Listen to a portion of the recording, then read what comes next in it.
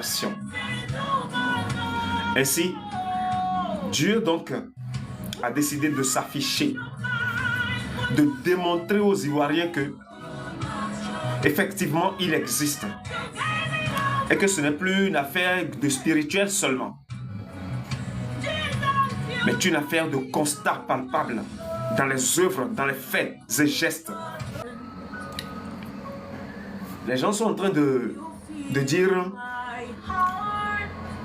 nous allons écouter tout à l'heure. Et lorsqu'ils se lèvent, ça a commencé depuis le début du mois de juin, ça a démarré. Le début du mois de juin, que ça a commencé. Mais hélas, lorsqu'ils prennent par là, ils échouent. Ils se lèvent par ici, ils échouent. Ils se lèvent par là, ils échouent. Ils se posent la question. Ceux sur qui ils sont en train de planifier les choses, même sont tranquilles, ils ne savent pas ce qui se passe derrière leur dos. Ils ne savent pas. Mais moi, je sais tout ce qui se passe derrière leur dos. Ainsi, ils ont décidé, bon, puisqu'il en est ainsi que nous prenons par ici, on échoue.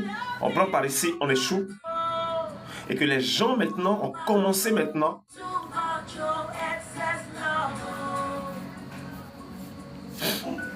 à presque détester tout ce qu'on fait dans le secret.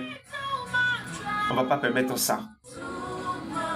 Pourquoi donc ce que nous faisons dans le spirituel, les gens ont commencé à découvrir cela. Qu'est-ce qu'il y a lieu de faire? Notre puissance, c'est en train de faillir. Que faut-il faire? Ainsi, allons à la source. Nous nourrir encore correctement.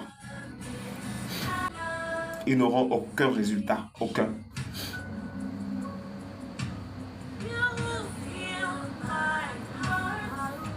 Aucun. La nation ivoirienne s'est retrouvée déjà complètement. Et cela, c'est parce qu'il y a certains hommes qui se sont sacrifiés pour cela. Je ne dis pas qu'ils sont décédés. Hein.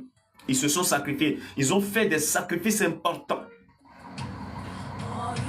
Il y a d'autres qui ont préféré abandonner leurs entreprises juste pour aller prier, jeûner lointain pendant des mois pour supplier Dieu de mettre sa main sur la nation.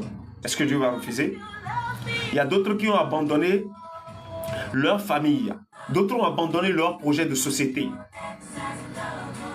Et ils ont fait ça à l'unanimité.